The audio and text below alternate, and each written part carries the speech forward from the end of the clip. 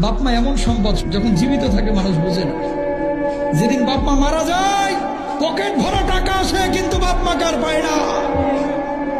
আজকে মা মোরগ খাইতে পছন্দ করে, মা হাঁস খাইতে পছন্দ করে, কিনে দেওয়ার মতো অনেক যুবকের সামর্থ্য নাই।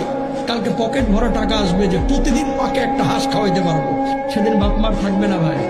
এই জন্য বউয়ের হক আদায় করেন, বাপ মার দিকে টেক কেয়ার করেন। বাপ মা বড় দামি জিনিস। যেদিন জন্ম দিয়েছে যার স্বামী না জানি এবার মরে যায়। কত মানুষ তো জন্ম দেওয়ার সময় মারা যায়, তুমি আমারও মাফ করে দিও। এইভাবে আপনারা দুনিয়ার মুখ দেখিয়েছেন নিজের জীবনটারে বাজি রেখে।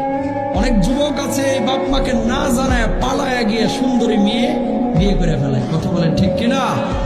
বাপ মারা কষ্ট দিন না, বড় কষ্ট করে আপনার জন্য। এগুলো আপনি বুঝবেন না, বুঝবেন তখন যখন নিজে বাবা হবেন, বুঝবেন তখন নিজে যখন মা হবেন।